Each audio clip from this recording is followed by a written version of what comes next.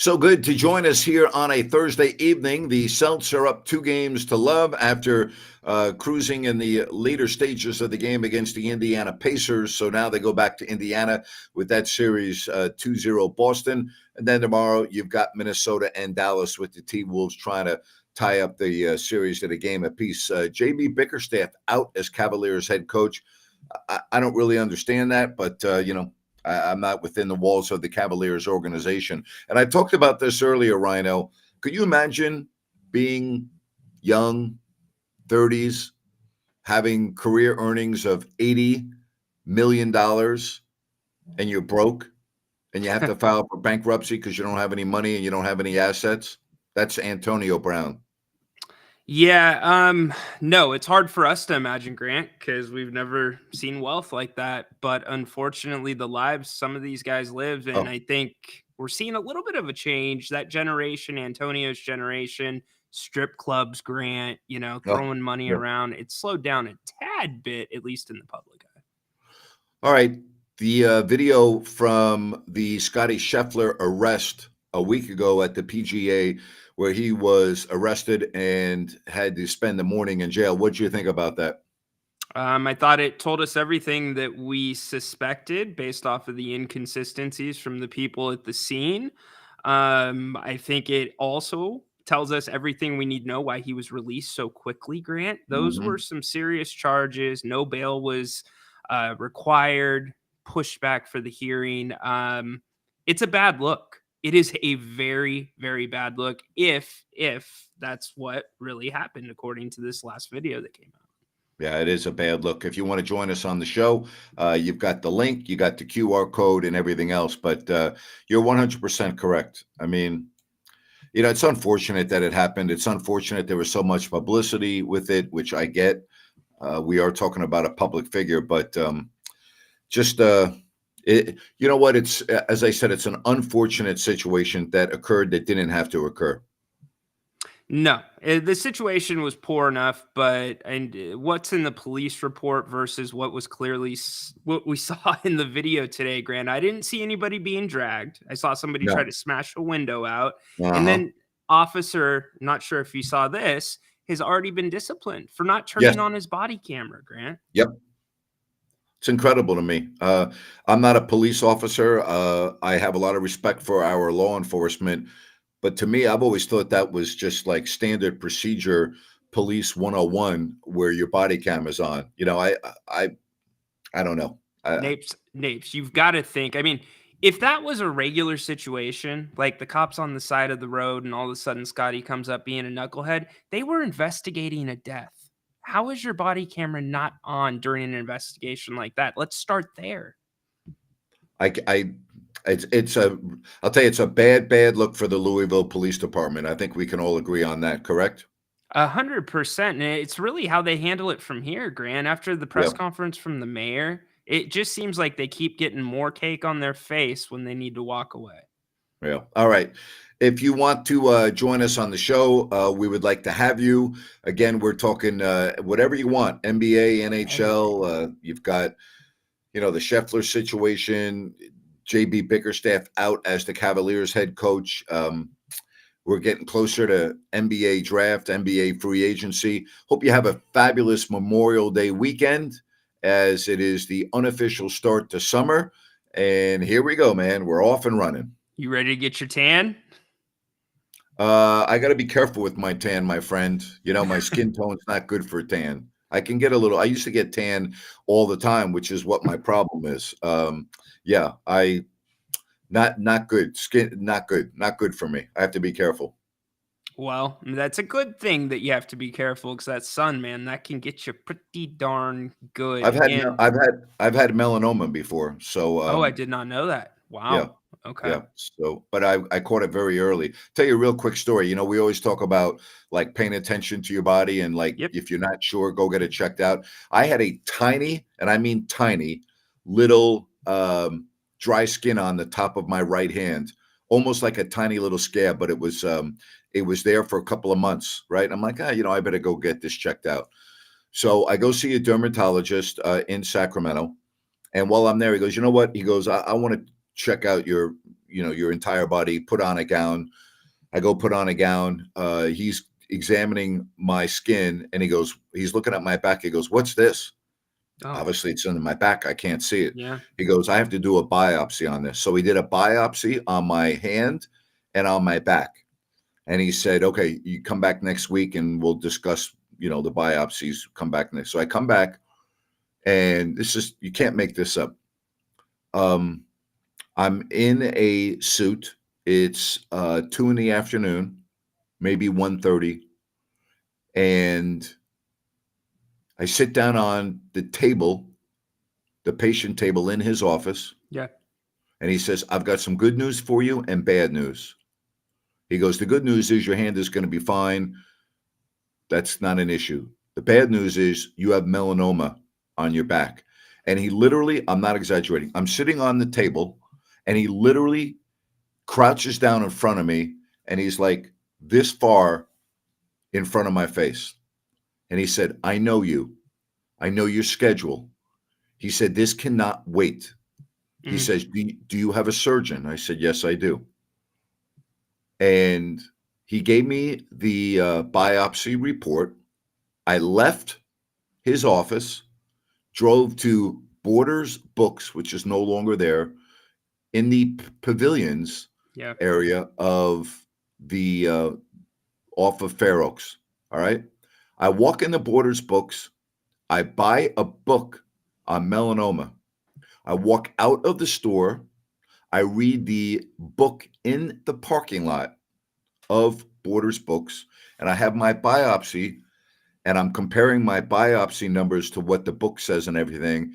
And I felt better because my melanoma was stage 1.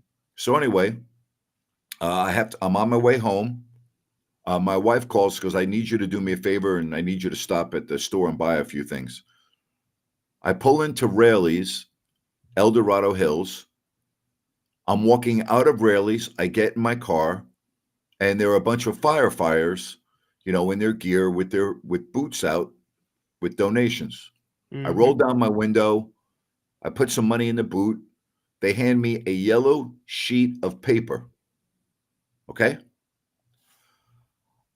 I look at the sheet of paper and I see a picture of a fireman, and it says on the piece of paper, "Thank you very much for your donation. We are raising money for so and so's family who just died from melanoma."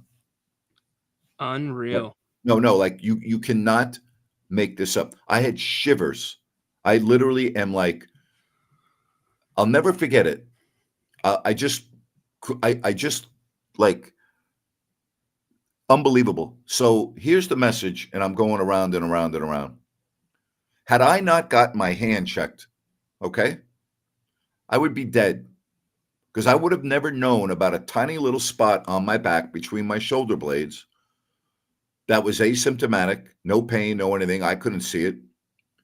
I would have been dead because melanoma spreads through your body like wildfire.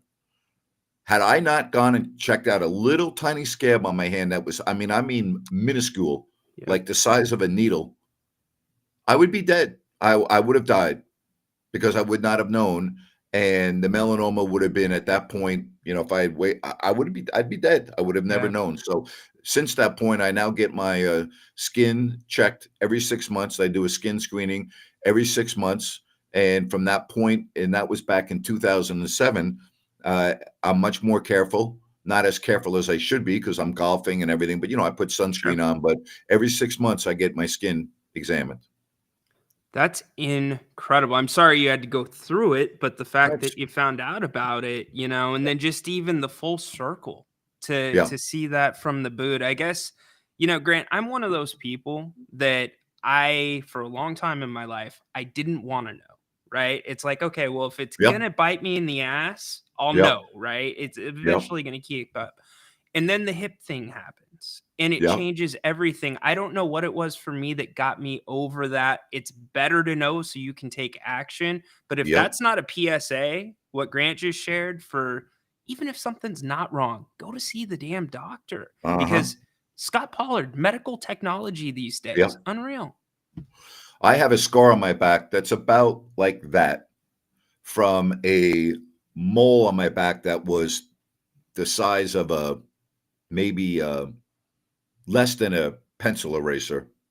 Let Yeah. and my scar is that big because they have to take out that big of a border when you have melanoma like that. So yeah, go get checked. And listen, I'm not gonna tell people don't go to the pool and don't go to the beach. What I am saying is be careful. And even if you have olive complexion skin or you're black, or it doesn't matter, you can still get melanoma. Okay. And people die from melanoma every year. And the one nice thing about well, nice is not the right word. Let me change that word for positive. The one positive aspect of skin cancer, it's very, very curable if you catch it in time. Now there are different types of skin cancer, but even melanoma, if you get it early, it's very curable. You can be fine. I caught mine early. Okay, it was stage 1. So just understand that skin cancer, the key is just like a lot of other things, it's early detection. And if you get Yeah. it early, you can be fine. And you know what? Computers, the internet, there's a use for all that. Everybody goes and runs to Uh-huh. look at their symptoms, right? But you know what's still always ahead of that stuff? The brain, the Hmm. body. If you feel like something could just be a little bit off, just check. Yeah. What's the hurt of doing that? Just go check. You're 100% correct. All right. So, again, you never know what you're going to hear on this show, but Yep. I did say on Memorial Day weekend, just be careful. And I grew up in an era where your sunscreen was SPF 2 and 4. Oh, There was no 30 and 50, and we didn't know the dangers of the sun back then. And yeah, you knew that getting sunburn was not good, but you didn't know that it what it is today. And all sun exposure is cumulative. It's not like you get a sunburn and you're fine. No, it's cumulative. Okay, it stays within your. Again, I'm not a dermatologist, but just be careful. That's all. Be careful. And if you have children, protect them. Make sure they have sunscreen. Make sure they have a hat on or whatever. There are swim shirts now. There are all kinds of things that didn't exist when I was growing up. Now there's like all kinds of things for people that are in the ocean surfing and swimming all the time. There's now protective clothing for the water that's not too cumbersome, that does protect your skin. So there's all types of things you can do now, which I didn't have when I was growing up. And I grew up on the ocean, and I was yeah, at the exactly. ocean. I was at the ocean all the time. I mean, every single weekend we were at the beach. Every weekend in high school, junior high school, always outside in the sun and no shirt on, very little sunscreen. I used to get very dark. People would laugh at me because I have red hair, and I used to get very dark. Well, in retrospect, you know what? That was the worst thing I could have done for myself. But you can't change what you've already done. No. And you think to yourself, well, I don't have a beach next to me. Well, did you play a sport growing up, Grant? I know that I was out in the sun a lot, shirt, skins, whatever it may Yeah, be. of course. So all right. What did you think of the game tonight? Boston was hanging around, and then it just got away from them towards the back end of the third quarter. And I mean, again, that's why you look back at game 1. They're going to have a very difficult time winning this series. They're going to have to win 2 games at home, and I'm not so sure they're going to be able to.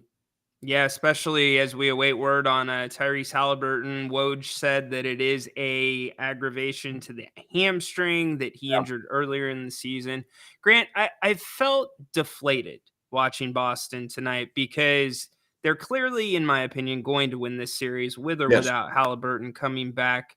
But I'm also not impressed by what they're doing. Yeah, they dominated the paint tonight, but Boston is not head and shoulders better than everybody else right now without No. Kristaps.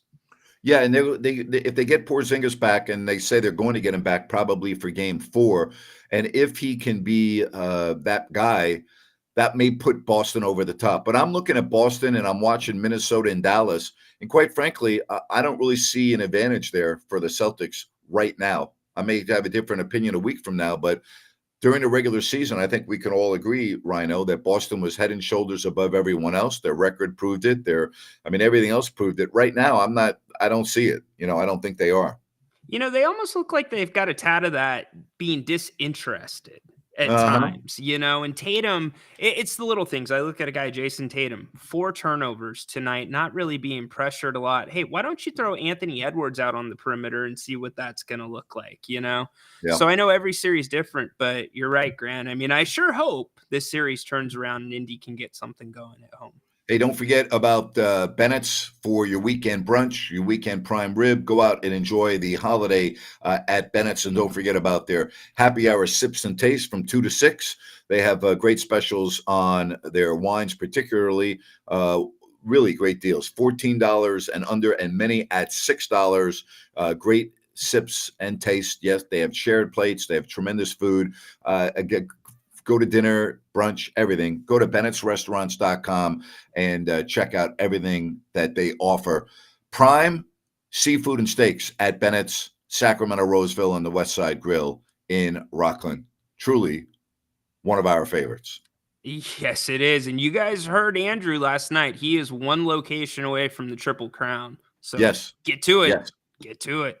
Yeah, he said he might do it today. We'll see if we can hear from him, but that's what he said, Give us Yeah. a check-in, and it's got to be valid. Tell us what you ate. We know what comes with the different dishes. We'll call you out if try to blow steam up us. We know. Yeah, I've tried to, the last several times I've been there, I've tried to order a little different item on the menu, and I'm like, okay, I've done it all. Now I'm just going to go back to my favorite, which if I'm doing seafood, it's the redfish, and if I'm doing steak, it's the New York. I also love their Cobb salad with the steak on it. It's Oh, phenomenal. so good. It's Oh my so gosh! good. All right, now I got to stop. I'm getting too hungry. I know. Okay, I'm going to say one more thing. Constantly do check out Bennett'sRestaurants.com. April, they had an entire Mexican menu that was a Yeah. special, and there were some damn good things on there. So there's some seasonal stuff too. Bennett'sRestaurants.com. Yeah. All right. If you want to call the show, we invite you to do so. If not, we'll just ramble right here. You can send me your chat messages and we'll get to them as well. Reading a couple of them right now. We do appreciate the feedback. Jay chimes in and talks about how the Celtics just have too many weapons on any night. A different guy can carry the team. I think that is really key by Jay. Yes. You know what? That's very true. They don't just rely on Jason Tatum or Jaylen Brown every night. They're still balanced with Drew Holiday. I mean, Al Horford does what he does. And again, this is a team without Kristaps Porzingis, Yeah, well said, Jay. And by the way, can we talk about the backup point guards for both of these teams? TJ McConnell, Peyton Yep. Pritchard. What kind of Grant, it makes a huge difference having those guys behind your starters. It really does. And they both are so valuable to their teams. And it's there are a lot of times when they come into the game and they get better. They don't drop off, Yes. It's a great point. Even though they're not a Tatum threat to score, they're constantly a threat to put pressure on your defense. Yeah. So it's again, that's why they are where they are. That's one of the reasons why they're playing in the Eastern Conference Finals, because not only do they have good starters, they have good depth. And I've always maintained that that's one of the weaknesses that the Kings have, is at the backup point guard. Now, I will say this. I thought Davion Mitchell in the final 2 months of the season really showed me something and gives me a lot of hope going into the future, assuming that he stays in Sacramento, that maybe he can be that guy. Because I really thought the final 6 to 8 weeks was the most consistent, the best basketball that I had seen from Mitchell, and he really impressed me. Hands down. He showed us things that he hadn't shown us in the 3 years or 2.5 years until that period of time. And this is a crucial year for him because you got him under contract this year. And then the following year, you can sign him or you can match an offer sheet. But Grant, how do you think the Kings use him regardless of whether or not Monk comes back? Well, I think he gained a lot of confidence in the latter part of the year under Mike Brown. And I think that, Coach Brown now has a degree of confidence in him that he can play him the minutes that maybe was fluctuating. There was a time during this year where he wasn't even part of the rotation. No, it completely fell out for a good 10 games. Yeah, and I talked about this, and I always talk about it. Fans jump to conclusions too soon. An NBA season is long. It goes month. It's 82 games. And there are times during the course of a year where a player will fall out of favor for whatever reason, and then because of injuries, that player gets an opportunity. And if the player makes the most of their opportunity like Davion did, then the coach doesn't have a choice. He has to keep on playing him. And by playing him, then if he continues to play well, you regain the confidence of the coach. And the term is earned. You've earned your spot back in the rotation. And Davion did that. And I give him a lot of credit. Yeah, I think he certainly earned his way back in and kind of improved his trade value should any opportunities Yes. come up. And Grant, I think he's Yes. a piece teams wanted. It's just not a piece you go out and get on your own. He's something that's included in a I bigger agree. deal. Absolutely. And so you made an excellent point. His value has definitely gone up around the league because of how well he played in the final 2 months of the season. So yes, it gives the Kings more flexibility. I don't think there's any doubt about that. Do you think, because you said guys will fall out of favor, it's a long season, but even throughout this long season, Mike Brown never really found that rotation. And I wonder how much of kind of that security, that confidence came from, hey, there's nobody else you can put in right now because everybody else is hurt. Yeah, we saw it particularly when Herter went down, and then Keon Ellis came in and played very well, but then Monk went down, and your bench got really short. I mean, there were a couple of times this year where you really did not know what the rotation was. I mean, No. there were Sasha Vezenkov was in and out of the lineup, even when he was healthy. There were many DMPs, right? Yep. It's just the coach has a better pulse of his team than you and me, Sure. and the coach goes by a lot of variables that we're not aware of, and you just have to hope and trust that they're doing the right thing. I'm curious to see what role Lyles is going to have moving forward with this team. Yeah, especially some of the names that Kings fans are hearing. I think he's got to have a role, Grant. I mean, maybe if you bring in that guy that can stretch the floor a little bit more, that can play additionally with or without Sabonis, then could that limit Lyles? But Lyles, what he's underrated at, Grant? I talked about this the other day, setting screens. If you Yes, don't have Lyles on that team, you take Domas away, there's not a ton of physicality. it's a great point. I don't think that Jerry talks about this very often. Players that set good screens, like Alex Len sets really good screens, Yes. and there are certain players that have a knack of doing it, and other players that don't. And it looks easy, right? Yep. You've been around the game a long time. It looks easy, but there are so many players that don't do it well, and it's puzzling when you see a player. You go, wait a minute, how hard can it be to set a screen? But there are a lot of players that don't do it very well. It's a good point, but that also goes both ways, Grant. There is just as much on a responsibility on the point guard to set your guy up for that screen as well. So it goes hand in hand. It does go hand in hand. Another player too, we talk about rotation, is Chris Duarte. Yeah. At the end of the year, he wasn't part of the rotation. So I don't think you have a lot of confidence going into the season with him, to be honest with you. I don't think you do either. I mean, the only thing that jumps off the page for Chris Duarte this year, I thought he was gritty. I'll give him that, but I did not like his shot selection a lot of the time Terrible. this season. No, not good at all. So Yeah, that's why he wasn't playing that much at the end of the year. He had lost his exactly spot, right.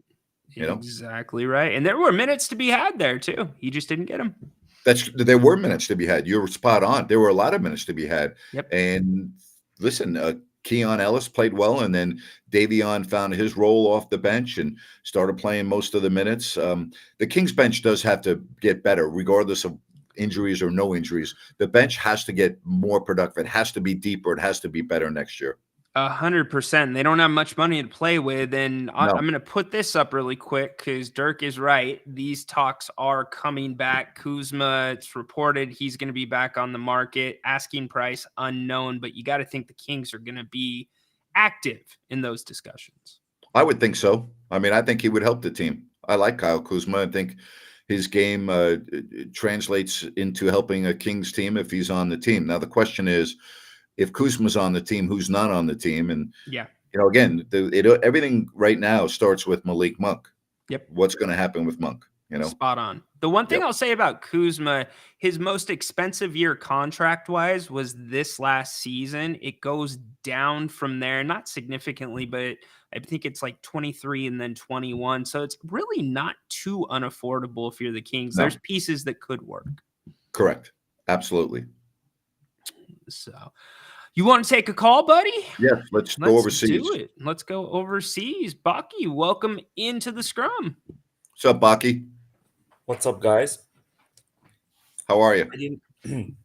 I didn't want to call. I was waiting for another people, but it looks like it's a Well, you're the timeout. man. We want to get to you. What can we do for you? Well, I took maybe it will be interesting for you. I took 13 teams in NBA, and I pick 15 players from those teams. I'm gonna read it for you. Okay. It's from the New York. It's Brunson. From the Denver is Joker. Minnesota has Edwards. OKC has GA. From Chicago, DeRozan. From Milwaukee, it's Giannis. From Golden State, it's Curry. From Clippers, Leonard. From Lakers, it's LeBron. From Phoenix, Durant and Booker. From Miami, it's Butler. Dallas, Luka and Kyrie. So 2 players. And from New Orleans, it's Ingram. So for me, those are the players. They're making the difference in the game. You can pass the ball to them, and they can finish. Zion Williamson for New Orleans? Well, okay, but I will put Ingram before. I don't know Okay. if you.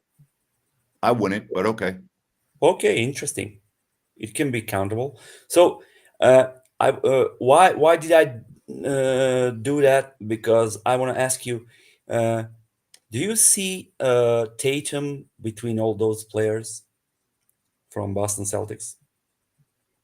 Do I see what now? Do you see Tatum is the same kind of player? Yeah. Like all those players? I think It's Tatum okay is if you really. can. Yeah, I do personally. Yes. So do you think he can very often take the ball and finish the job like all those other guys? He had a huge shot the other night, Baki, in overtime. Yes, he did. Yes, I I know. think the guy's supremely talented. I'm a big A lot of Tatum players fan. hit the overtime, but I don't know. Okay, I was curious to hear what will you say about it, because somehow he's not that kind of star like all those other players for me. He's first All NBA team, right? Yes, of course, but Okay, well, that tells you something right there. That the people that vote on these think that he's one of the very best players in the game, and that's pretty telling right there. So to me, yes, he's in that group. okay. And the other thing is he doesn't miss a lot of games like some of the guys that were in the group that you named. And here's the other deal. Absolutely. He's the best player on a team that won over 60 games. You know, he is consistent, and he's gonna play a lot of games, maybe all the games, and he will put all the specter from the basketball game he can. But I was sometimes wondering if he can. I mean, if the game is on a fire, is he can be that guy who can finish the job like all the others. I mean, all those players I mentioned are top stars of the NBA. I mean, the greatest player of those teams and the NBA. Brandon Ingram's not better than Jason Tatum. Come on now. No, I don't know. It's not. Well, you brought up the name Ingram for New Orleans. He's not better than Jason Tatum. Okay, I put from all the. Okay, you see, I don't have some other teams that. Uh-oh, we're losing Baki. Let's put him in the audience for a minute. We'll see if he comes back. Jason Tatum's one of the best players in the league. Now, how you classify him, Don't have okay, such a stars. do whatever you want. like I think the reason why, and I don't want to put words in Baki's mouth, is because he doesn't have a ring. But a lot of the other players don't have rings either that he mentioned. So, well, Grant, he also Tatum doesn't do anything super fancy. He can play above the rim, but it's not his game. That could be part of it, but he's so versatile, Grant. And I mean, DeMar DeRozan was on the list, and I'm thinking he's better than DeRozan. I'll take way Jason better, Tatum over DeRozan. Yeah, he's just Mr. Consistent for the most part, and he's very fundamental too. He's got great Again, footwork for a guy that big. they have a very good team. I think we have to Yeah. acknowledge that. But I also think you have to acknowledge he's the best player on the team. No disrespect to Jaylen Brown, but he's the best player on a team that had the best record in the league by far. Yep. Okay. And he's first team All NBA. I mean, what else do you want from the guy? I know with the Celtics fans, well, they want to win a championship. Well, they might win a championship this year. And again, I don't have a crystal ball, but if the Celtics win it this year and Tatum is the MVP, then we wouldn't have He's this. done. He wouldn't be asking that question, right? Yeah, That's no, if. I'm with yes, I'm with you there.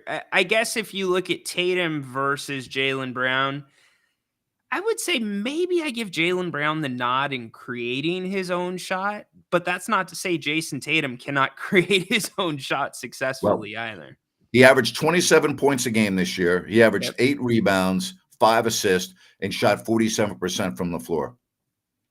And a high burn rate too. That guy plays a lot of minutes. Yes. Right. we So, also- I mean, that's, that's not bad, right? no, not bad at all. Not bad at all. I mean, I think the guy's one of the best players in the league. I think he'd be, would you say definitely top 10, but top 5 if you were starting a team tomorrow?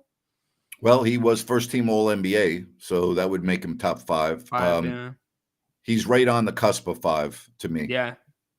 And I think it's because of the position he plays. I'm always going to take a top flight point guard. That would always be how I'm starting a team because that's the most important position on the floor now. But he averages, you said, he averaged this year 35.7 minutes a game. And you got to understand, a lot of their games were blowouts. So that number would have been higher, but they didn't need him because they were blowing everyone out. They had their point differential was ridiculous. You understand? Yeah. So, I mean, think about that for a minute. He averaged 35.7 points a game, or minutes a game, excuse me. And Boston's point differential, I'm looking it up right here. All right, you ready for this? Plus 11.4. Is that for the playoffs or the season? No, the season. Yeah. Insane. And they won 64 games. So he's the best player, all right, averaging over 35 minutes a game, all right, on a 64-win team. I mean, the guy's pretty special. He's pretty darn good. Yeah, and likely probably the favorite to bring a championship home this year, unless somebody from the West steps up. Yep. Here's one from Alberto. Does Boston just run away with the series now being up 2-0? I think they're going to win it in 5. I could see Indiana winning one game at home, but they won't win both. I think Boston will win at least one game at home. And if they get Porzingis back, that's even going to make them better. So I think this series is going to be a short series now. I don't see Indiana winning 2 games. Yeah, I'm with you. Even with Hallie going down, I still see it as 5. If Hallie is not able to play, then they won't win a game. They'll get swept. I think they could still get one. I mean, there's a drop-off without Hallie, but McConnell, he still runs that team pretty well. You don't think they could get one? I do. Yeah, I think they'll get swept. If Halliburton doesn't play, they'll get swept. Because Fair I think enough. it will demoralize the team also. It's a Carlisle team. They're resilient. They are resilient. They are resilient, but, it comes down to talent. There's been a lot of attrition in the playoffs this year, Yeah. and this question hasn't been asked. Do you think there's something to the guys playing more games this year and not sitting out as much with the 65-game rule? Shouldn't. Never been a problem in the past, with the Michael Jordans and the Kobe Bryants of the world and John Stockton and Karl Malone. It never affected them. They not only played every game, they practiced every day, and we never used to talk about this. Now, all of a sudden, we're talking about it. So, no. In my opinion, the answer to that question is no. But how can you compare that era to this era where guys sit out? It's a great question. Not only was that era where the guys played, the travel was much harder. You'd have 4 games in 5 nights. Now you don't have 4 games in 5 nights. You had many more back-to-backs. I mean, everything about that era was more difficult, and yet the players were more durable. So why is that? You have more. My own personal opinion, I think we see it in football too, with reduction in training camp contact. Mm-hmm. I think it's hurt sports. I think it's hurt our athletes. I don't want to use the term babying, but I'm using that just for understanding. I think we baby our athletes way too much now in society. And I think it's actually had a negative impact, not only physically, but mentally. I think that the mental aspect of playing sports now is so different because you have so many quote unquote experts that are telling you, you can't really do this, you can't do that, you've got to do this, you got to do that. We have to limit your minutes because I think it's been very bad for sports. I think it's been bad for the NFL. I think it's bad for the NBA. You don't see that in hockey, by the way. You don't see it in Yeah. hockey. You don't see anything such as load management. You don't see hockey players talking about this. And you don't watch a lot of hockey, but just go watch a hockey game and see the pounding that they take and everything else. And no one's talking about limiting their shifts on the ice or cutting down their playing time. They play every night. They play every game, 82. And they keep playing and they practice and they're not babied. And guess what? It's no difference. You don't have players missing games, for these type of injuries. You have players missing games if they have a broken bone, but Yeah. you don't have these other types of injuries that we're seeing in the NBA. So that's my take on it. How do you think it would play if the analytics guy from upstairs walked into the hockey locker room and said, "Hey, your slap shot, I need it to be a little bit less and a little bit more to that angle." You get two middle fingers, and you would then turn around and walk out of the room. I So would think so.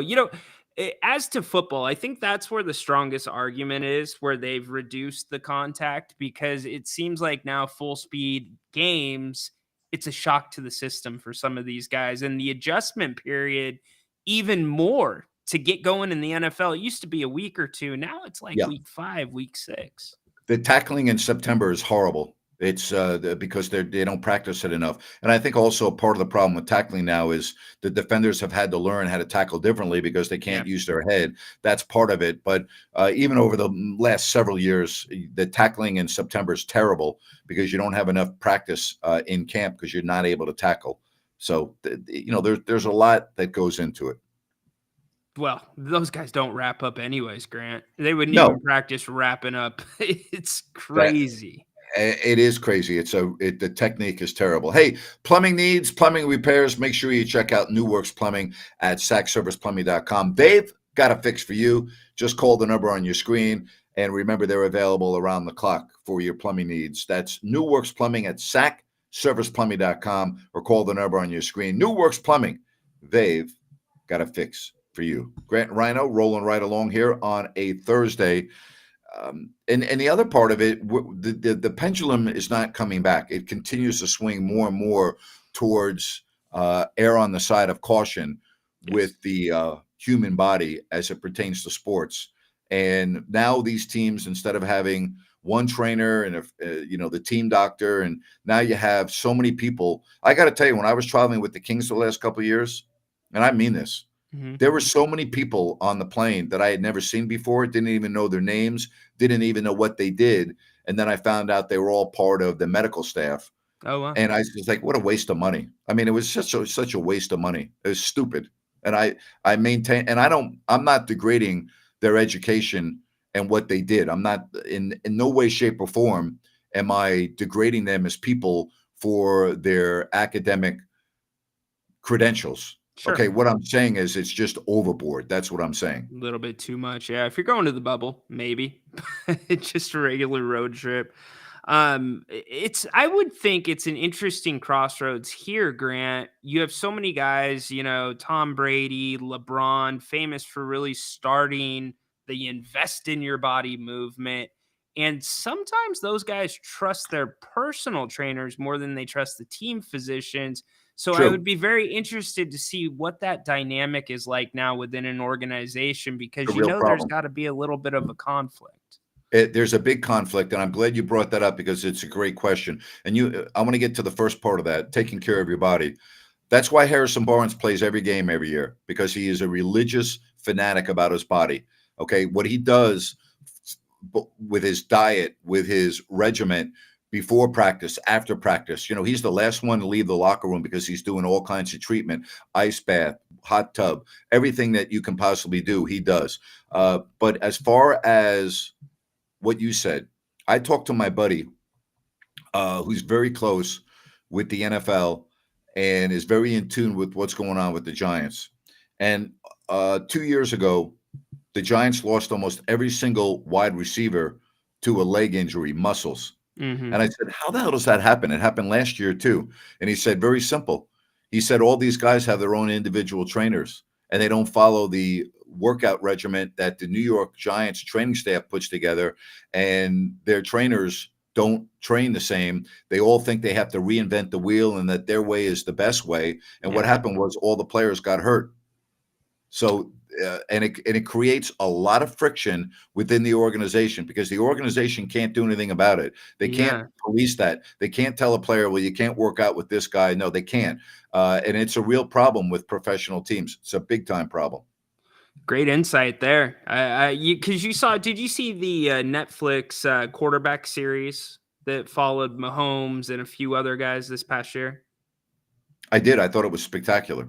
Yeah, you saw Patrick every week went to see his guy, his athletic trainer in the mornings before practice. So different. You see the people coming into Kirk Cousins' house to work on him instead of being in the training room. So very interesting there. All right, so I want to get to Baki. He said it was a misunderstanding. He meant, who would I give the ball to? Would I give the ball to Tatum for the last possession in the game before all those other players I mentioned? That was my question. Listen, that's always a great question. Who gets the ball at the end of the game? But I'm comfortable if you get the ball to Tatum at the end of the game. I'd be very comfortable with that. Is he better than all the other players that you mentioned? No, but he's better than some of them. And again, I wouldn't have any qualms with him taking the last shot. But I understand your question. There you go. Way to clean it up, Bach. Good job by you.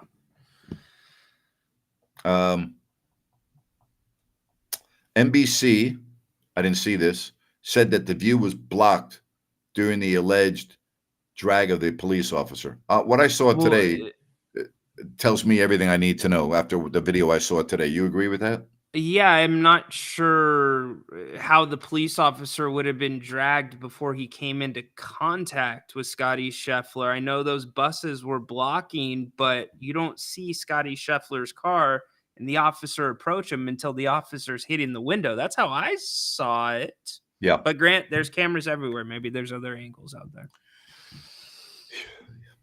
Again, the whole situation is so unfortunate.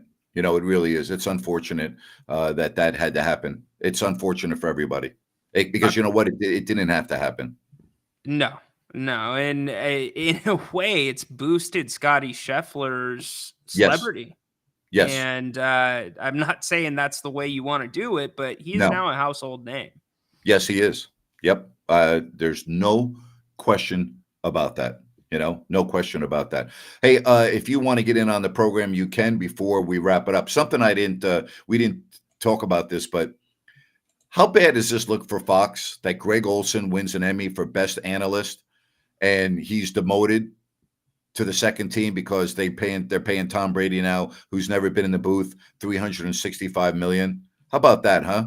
How about that? I don't think it even matters. I think it already looked bad enough when you rip him from the one team. You just don't do that. I get Brady's Brady, but Olsen is enjoyable to listen to. And Grant, that's at a time when almost everybody's ripping the guy at the network across the street who's a number one. Yep. It's terrible. Personally, here's what I would have done if I was Fox. I would not have given the keys to the car to Brady. I would have put him on my second or third team and still would have paid him the same and said, okay, you know what? We want you to get a year under your belt working with so-and-so. And, you know, our goal is to put you with the number one team. And when you're ready for it, that's where you'll go. That's what I would have done. And it's actually, to me, it seems like that would make the situation or the transition easier for Brady. Instead, you put him smack in the spotlight. And I think you mentioned he was doing the thing with Strahan on it. I'll give you an example. NBC tried to do the same thing with Drew Brees. Okay? Yes, that's right. Horrible. Okay? Maybe horrible is too strong of an adjective. Not worthy of that position. Anyone that thinks that it's so easy to go from the field into the broadcast booth. There are many examples of why it's not easy, and Drew Brees, who comes to mind, is one of them. Okay, it's just he wasn't ready for it, and they put him in the booth, as an analyst, and it's just, it's not only that, it's play-by-play. Rich Eisen is an extremely talented broadcaster. He's not a play-by-play man, and yet NFL Network puts him on those games when the NFL Network is in Europe or whatever it is, and he's not a good play-by-play man. As a matter of fact, he's terrible, and yet the NFL Network still puts him on there. Chris Berman was terrible at play-by-play, horrible, but he's as good as any studio host that ESPN's had. But as play-by-play, he was awful. I mean, it was embarrassing. But they still put him in that chair, and it was terrible. Whenever the Raiders opened the season in the second game of the Monday night doubleheader, it was almost always Berman doing the game, and it was just like, oh boy, horrible. It was embarrassing. I mean, it was absolutely embarrassing. It was so bad, bad. I wonder how much it affects like a Tom Brady, a Tony Romo, maybe not a Tony Romo. He's been out of the league. Tom's been out, but the guys that hop straight from the league to in the booth, I can't imagine when they're going into these meetings with the coaches, going into the meetings with the players to get the information they want to prepare for the broadcast. I can't imagine those guys are super comfortable being way open with them, just with how many contacts they still have playing in the league. Could very well be. I mean, I would think that all coaches and players are different in how they handle those pre-production meetings. So I used to do a couple of those when I did the Raiders. We used to meet with the coach before the game. And, it was interesting for me, talking to Lane Kiffin and Norv Turner and John Gruden, before. I mean, they were all different, It's just different personalities and a little different. We were doing a local telecast, and they probably figured it really didn't matter. It was a preseason game, so it's not like they were giving away top-notch secrets that made a difference in the game. But yeah, I'm sure everyone's a little bit different in that regard. Yeah, it's just different time. It's that commitment, right? It's that ethics. Do not share that stuff. Do you think the leagues are going far enough to protect information that could be getting back to benches? Some allow iPads, some don't. We saw the sign stealing thing with Michigan this last season in the NCAA. What's the motto? If you're not cheating, you're not trying. You're not trying. Yeah. But I think by and large, the network announcers, and I'm talking network at Fox and CBS, I think the announcers, when they hear something from a coach, do not share it with anybody. Because if they did and they got caught, they would be fired and they would completely tarnish their credibility. So I believe that when they hear something at a pre-production meeting, like if a coach says, hey, I'm just letting you guys know, we have a fake punt that we're going to implement during the game. Sometimes a coach would help, and, broadcasters know, okay, that's not anything that we can, that's very private information. No doubt. You want to hear something funny? So What's that? I'm going to give you a little story. One of my roommates in college, television, media, film guy, goes to work for the WWE. Right. Mhm. And apparently there's this entire world of rumor sites. They call them the dirt sheets. Well, all this information kept leaking out and they couldn't figure out where it was coming from. So, Grant, you know what they did? They started leaking out fake rumors, fake things to find out exactly who it was that leaked things out. They did it to different people and they were able to track it down. But they take that stuff seriously, buddy. Listen, Mike Wise, when he was writing for the Washington Post, put out a tweet once, knowing that the information in there was completely fake or false, because he wanted to see how many other members of the media would put something out without doing any homework, without checking, without doing any research. And what he found was it was amazing how many people took what he put out and in their own publication, without crediting him, did the same thing. Mike was suspended by the Washington Post for 30 days for that. But his point proved to be, you know what? People in the business don't do. Look, when I was in college, I didn't take a lot of classes that helped me with my profession in 4 years, maybe 3 classes. One of my classes that I took that was invaluable to me was journalism, law, and ethics. Okay. Yep. It was the best class that I took in my 4 years of college, and the prof was phenomenal. And the one thing that I got out of that class was check your facts, double check your facts, and then check them again. Because if you lose credibility, you lose everything. And I always remembered that even if you think you know the story, but you're not certain and it's a big deal, you need to get a second fact check. You need to get it backed up. You need to get it validated. And I always went by that. Now that doesn't exist. Now our media feels that the most important thing is to be first as opposed to being accurate. And if you're first and you're wrong, the news cycle changes so constantly that in a day, your misinformation will be forgotten because it will have been replaced with a new bunch of information. And so being first is the pressure now of members of the media.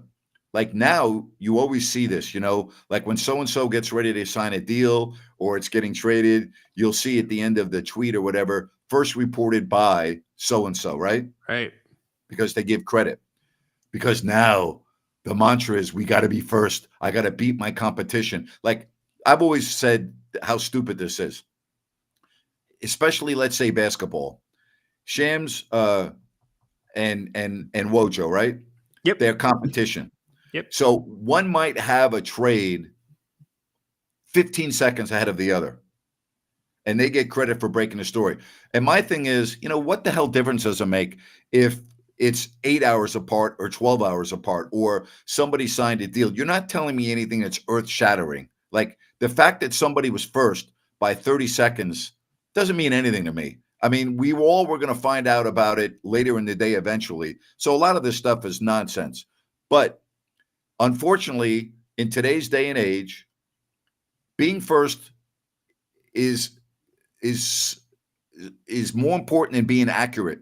Accuracy does not exist. That's why we hear about fake news, right? Yep. Fake news, it doesn't really matter anymore. What matters is be first. And if you're wrong, don't worry about it. By tomorrow, people will forget that you had the wrong information. It's okay if you're wrong. You tried really, really hard. You're good. I mean, it happens even in the sports. It happens a lot. Someone will they'll have the trade wrong that never happened, or it happens all the time. Yeah, I remember it being a huge deal if you got something wrong. You lost jobs. Yes. Who was the NBC news reporter that lied about the anchor, the war? Brian Williams. Yeah, they think about that. He fabricated a story on NBC Nightly News and got fired, as he should have. Yep. Lester Holt. I believe that Brian Williams claimed that he was in the war at and he wasn't. Yeah, I think it was a claim he was in a helicopter or something along those lines. Yeah, correct. So it's that's crazy. Look at the governor from South Dakota. What's her name? Oh gosh, I don't know her name. That she met with Kim Jong-un and then had it taken out of the book before it was published. And she went on various news programs and they said, well, did you meet with the dictator from North Korea? And she wouldn't answer the question. Yeah. You know what I mean? Like, yeah. It's like, come on now, I know. I always give the best advice, and I give it to students and everything else. The most important thing that you can be in this business is honest. And that means that if you're doing a talk show like we do, if you get something wrong, just say, hey, I'm sorry, I got it wrong. I never had a problem saying I'm sorry when I went on the air. Never. I remember I was even on TV. I remember I was doing a game in Madison Square Garden, And the end of the game, Dan Crawford, one of the league's best officials, called what I thought was a foul on Corliss Williamson to the baseline to my left. Dan went over and made the call, but the scores table was opposite me at Madison Square Garden. And so I didn't hear what Dan Crawford said. It was at the very end of the game. And I thought it cost the Kings the game, and I thought it was a horrible call, and I said so. So the game ends.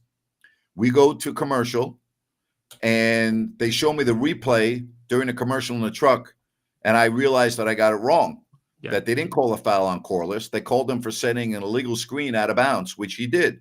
So I came back on the postgame show, and I said, hey, I got to let everyone know I got it wrong at the end of the game, and I apologize. Dan Crawford was right, and I was wrong, and I'm sorry. It was an illegal screen out of bounds, and I made a mistake. I said that on the air.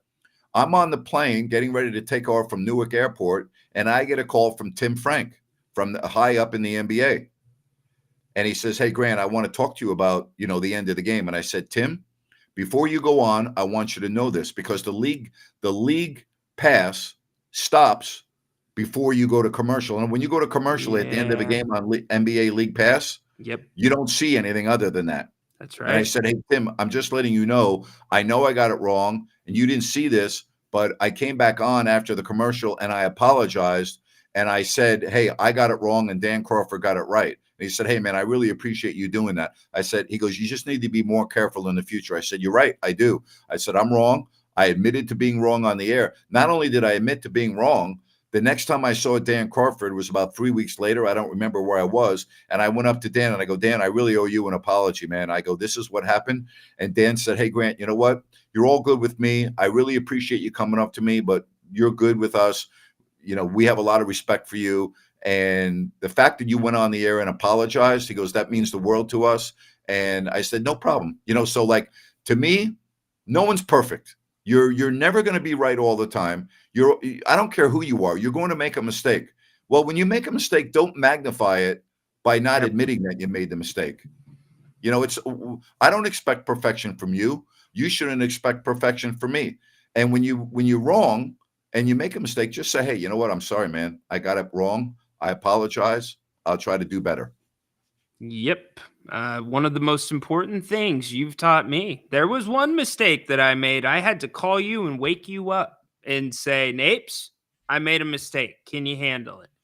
And I think what's funny about this, like, you think of the NBA, so many people involved, but yet it's such a small circle, Grant. Things get back to everybody. You said they're calling you and then the officials. So very cool. Yeah, no, it's just, again, if you make a mistake, just say you're sorry. Hey, Sunrise Landing in Calusa, just go to CalusaSunrise.com. You can check out everything that they have from Blazona Development. This is the newest residential community in Calusa. No Melrose, no homeowners, adjacent to the Calusa Golf and Country Club. Great access to the major arteries like I-5, Highway 45, Highway 20. Go check out their various models. Go to CalusaSunrise.com and check out Sunrise Landing. That's CalusaSunrise.com and Sunrise Landing. Good show today, buddy. I enjoy doing this very much. Yeah, this was a lot of fun. We can go any direction on these shows, but learned a lot about you. And I'm glad you got your back check or your hand checked, buddy. Yeah, very glad.